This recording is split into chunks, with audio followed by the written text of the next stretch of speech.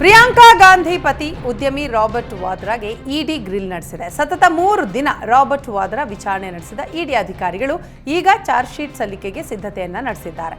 ಹರಿಯಾಣದಲ್ಲಿ ಜಮೀನು ಖರೀದಿ ವಿಚಾರದಲ್ಲಿ ವಾದ್ರಾ 51 ಕೋಟಿ ಅಕ್ರಮ ಎಸಗಿರುವ ಆರೋಪ ಕೇಳಿಬಂದಿದೆ. ಈ ಹಿನ್ನೆಲೆಯಲ್ಲಿ ವಾದ್ರಾಗೆ ಸಮನ್ಸ್ ನೀಡಿದ್ದ ಇಡಿ ಕಳೆದ 3 ದಿನದಿಂದ ವಿಚಾರಣೆ ನಡೆಸಿತ್ತು. ಮೊದಲನೆಯ ಸಮನ್ಸ್ಗೆ ಪ್ರತಿಕ್ರಿಯಿಸದೇ ಇದ್ದ ರಾಬರ್ಟ್ ವಾದ್ರಾ ಎರಡನೇ ಸಮನ್ಸ್ ಬೆನ್ನಲ್ಲೇ ಇಡಿ ವಿಚಾರಣೆಗೆ ಹಾಜರಾಗಿ ವಿಚಾರಣೆಯನ್ನ ಎದುರಿಸಿದ್ರು. ಶೀಘ್ರದಲ್ಲೇ ಕೋರ್ಟ್ಗೆ ಚಾರ್ಜ್ ಶೀಟ್ ಸಲ್ಲಿಸಲು ಇಡಿ ಅಧಿಕಾರಿಗಳು ಸಿದ್ಧತೆಯನ್ನ ಮಾಡಿಕೊಂಡಿದ್ದಾರೆ. ಛತ್ತೀಸ್ಗಢದಲ್ಲಿ 22 ನಕ್ಸಲರು ಶರಣಾಗಿದ್ದಾರೆ. ಸುಕ್ಮಾ ಜಿಲ್ಲೆಯಲ್ಲಿ ಪೊಲೀಸ್ ಕಾರ್ಯಾಚರಣೆ ಯಶಸ್ವಿಯಾಗಿದೆ. ನಕ್ಸಲರ ಶರಣಾಗತಿ ಸ್ವಾಗತಿಸಿದ ಛತ್ತೀಸ್ಗಢ ಸರ್ಕಾರ ಶರಣಾದ ನಕ್ಸಲರಿಗೆ ತಲಾ 40 ಲಕ್ಷ ರೂಪಾಯಿ ಪ್ಯಾಕೇಜ್ ಅನ್ನು ಘೋಷಿಸಿದೆ. 9 ಮಹಿಳೆಯರನ್ನ ಒಳಗೊಂಡ ನಕ್ಸಲರ ತಂಡ ಸಿಆರ್ಪಿಎಫ್ ಅಧಿಕಾರಿಗಳ ಬಳಿ ಸೆರೆಯಾಗಿದ್ದಾರೆ. ಸರ್ಕಾರದ ಬಳಿ ಮನವಿ ಮಾಡಿದಂತಹ ನಕ್ಸಲರು ನಮ್ಮ ಕುಗ್ರಾಮಗಳನ್ನು ಅಭಿವೃದ್ಧಿಪಡಿಸಿ ನಮ್ಮ ಗ್ರಾಮಗಳ ಕಡೆ ಲಕ್ಷ್ಯ ನೀಡಿ ಅಂತ ಬೇಡ್ಕೊಂಡಿದ್ದಾರೆ.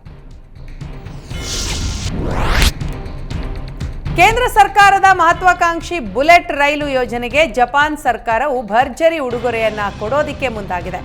ಮುಂಬೈ ಅಹಮದಾಬಾದ್ ಹೈ ಸ್ಪೀಡ್ ರೈಲು ಕಾರಿಡಾರ್ ಯೋಜನೆಯ ಪರೀಕ್ಷೆ ಮತ್ತು ಪರಿಶೀಲನೆಗೆ ಸಹಾಯ ಆಗಲಿ ಅಂತ ಜಪಾನ್ ತನ್ನ 2 ಶಿಂಕಾನ್ಸೆನ್ E5 ಮತ್ತು E3 ರೈಲುಗಳನ್ನು ನೀಡೋದಾಗಿ ಘೋಷಣೆ ಮಾಡಿದೆ. 2026ರ ಆರಂಭದಲ್ಲಿ ಬುಲೆಟ್ ರೈಲುಗಳು ಭಾರತಕ್ಕೆ ಬರಲಿದ್ದು ಈ ರೈಲುಗಳು ಅಗತ್ಯ ತಪಾಸಣಾ ಉಪಕರಣಗಳನ್ನು ಹೊಂದಿರ್ತವೆ. ಕಾರ್ಯಾಚರಣೆಯ ಡೇಟಾ ಸಂಗ್ರಹಣೆಯಲ್ಲಿ ಪ್ರಮುಖ ಪಾತ್ರ ವಹಿಸಲಿವೆ. ಇದರ ಜೊತೆಗೆ ಈ ಪರೀಕ್ಷೆಯು ಜಪಾನ್ಗೆ 2030ರ ದಶಕದ ಆರಂಭದಲ್ಲಿ ಬಿಡುಗಡೆಯಾಗಲಿರುವ ಅತ್ಯಾಧುನಿಕ ಹಾಗೂ ಸುಧಾರಿತ E10 ಶಿಂಕಾನ್ಸೆನ್ಸ್ ಮಾದರಿಯ ವಿನ್ಯಾಸವನ್ನು ಪರಿಷ್ಕರಿಸಲು ಸಹಾಯ ಮಾಡಲಿದೆ ಅಂತ ಜಪಾನ್ ಮಾಧ್ಯಮಗಳು ವರದಿ ಮಾಡಿವೆ. ಶಿವಮೊಗ್ಗದಲ್ಲೂ ಜನಿವಾರ ಹಾಕದಂತೆ ಸಿಬ್ಬಂದಿ ತಾಕೀತು ಮಾಡಿದ್ದು 2 ದಿನದ ಹಿಂದೆ ನಡೆದಿದ್ದ ಘಟನೆ ಈಗ ಬೆಳಕಿಗೆ ಬಂದಿದೆ. ಜನಿವಾರ ಧರಿಸದಂತೆ ಅಭ್ಯರ್ಥಿಗೆ ಸಿಬ್ಬಂದಿ ಒತ್ತಾಯ ಮಾಡಿದ್ದು ಬಳಿಕ ಆತ ಜನಿವಾರ ತೆಗೆದು ಪರೀಕ್ಷೆಗೆ ಹಾಜರಾಗಿದ್ದಾನೆ. ಈ ಘಟನೆಯನ್ನ ಖಂಡಿಸಿದ ಬ್ರಾಹ್ಮಣ ಮಹಾಸಭಾ ಡಿಸಿ ಗುರುದತ್ತ ಹೆಗಡೆಗೆ ದೂರು ನೀಡಿದೆ. ಜನಿವಾರ ತೆಗೆಸಿ ಧಾರ್ಮಿಕ ಭಾವನೆಗಳಿಗೆ ಧಕ್ಕೆ ತಂದಿದ್ದೀರಿ. ಸಿಇಟಿ ಅಭ್ಯರ್ಥಿ ಜನಿವಾರ ತೆಗೆಸಿರೋದು ತಪ್ಪು. ಘಟನೆಯಿಂದ ಅಭ್ಯರ್ಥಿಗಳು ಪರೀಕ್ಷೆ ಬರೆಯೋದಕ್ಕಾಗಲಿಲ್ಲ. ಈ ಬಗ್ಗೆ ಸೂಕ್ತ ಕ್ರಮ ತೆಗೆದುಕೊಳ್ಳಬೇಕು ಅಂತ ಜಿಲ್ಲಾಧಿಕಾರಿಗಳಿಗೆ ದೂರು ನೀಡಿದ್ದಾರೆ. ಸಿಇಟಿ ವಿದ್ಯಾರ್ಥಿಯಿಂದ ಜನಿವಾರ ತೆಗೆಸಿರುವ ವಿಚಾರ ಖಂಡಿಸಿದ ಶಿಕ್ಷಣ ಸಚಿವ ಮಧು ಬಂಗಾರಪ್ಪ ಯಾವುದೇ ಇಲಾಖೆ ಇಂತಹ ನಿರ್ದೇಶನ ಕೊಡಲ್ಲ. ಘಟನೆಗೆ ಕಾರಣರಾದವರ ವಿರುದ್ಧ ಕ್ರಮ ತೆಗೆದುಕೊಳ್ತೇವೆ ಅಂತ ಹೇಳಿದರು. ವಿದ್ಯಾರ್ಥಿಗೆ ಮರು ಪರೀಕ್ಷೆ ಕೊಡುವ ಬಗ್ಗೆ ಚರ್ಚಿಸಿ ತೀರ್ಮಾನ ಮಾಡ್ತೇವೆ. ಪ್ರಕರಣ ಯಾಕಾಯ್ತು ಹೇಗಾಯ್ತು ಅಂತ ನಾನು ತಿಳಿದುಕೊಳ್ತೇನೆ. ಜನಿವಾರ ತೆಗೆಯೋ ನಿಯಮ ಯಾವುದೇ ಕಾನೂನಿನಲ್ಲಿಲ್ಲ.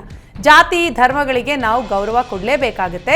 ಒಬ್ಬರಿಗೆ ಪರೀಕ್ಷೆ ಮಿಸ್ ಆದರೂ ಸರ್ಕಾರ ಸರಿ ಮಾಡಬೇಕಾಗುತ್ತೆ ಅಂತ ಹೇಳಿದರು. ವಿದ್ಯಾರ್ಥಿಯಿಂದ ಜನಿವಾರ ತೆಗೆಸಿದ್ದಕ್ಕೆ ಉನ್ನತ ಶಿಕ್ಷಣ ಸಚಿವ ಎಂಸಿ ಸುಧಾಕರ್ ಖಂಡಿಸಿದ್ದಾರೆ. ಸಿಇಟಿ ಪರೀಕ್ಷೆಯ ಹೊಣೆಯನ್ನ ಆಯಾ ಡಿಸಿಗಳಿಗೆ ನೀಡಿದ್ದೇವೆ. ಕೆಇಎ ರೂಲ್ಸ್ನಲ್ಲಿ ಜನಿವಾರ ತೆಗೆಯಬೇಕು ಅಂತ ಇಲ್ಲ. ಜನಿವಾರ ತೆಗೆಸಿದ್ದು ಅತಿರೇಕ, ವಿಕೃತ ಮನಸ್ಥಿತಿ. ಎಲ್ಲ ಧರ್ಮದ ಆಚಾರ ವಿಚಾರಗಳನ್ನು ಗೌರವಿಸಬೇಕು ಅಂತ ಸಚಿವ ಎಂಸಿ ಸುಧಾಕರ್ ಕಿಡಿಕಾರಿದ್ದಾರೆ.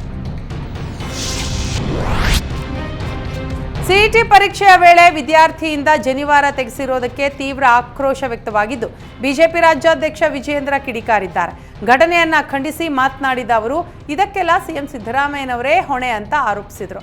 ಮನೆ ಮಂದಿಗೆಲ್ಲ ಹಿರಿಯಕ್ಕನ ಚಾಳಿ ಅಂತ ಆಗಿದೆ. ನಾಡಿನ ದೊರೆಯ ಚಾಳಿ ಅಧಿಕಾರಿಗಳ ಮೇಲೆ ಆಗ್ತಾ ಇದೆ.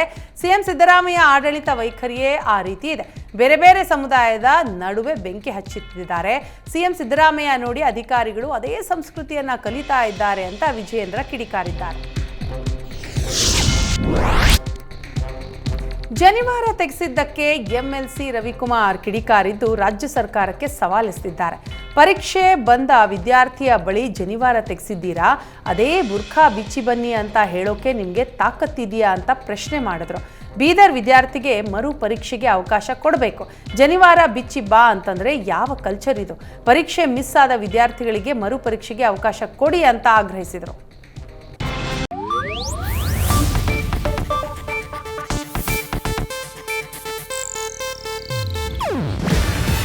ಇದು ಏಷ್ಯಾನೆಟ್ ನ್ಯೂಸ್ ನೆಟ್ವರ್ಕ್ ಪ್ರಸ್ತುತಿ. ನೀವು ನೋಡ್ತಿದ್ದೀರಾ ಏಷ್ಯಾನೆಟ್ ಸುವರ್ಣ ನ್ಯೂಸ್.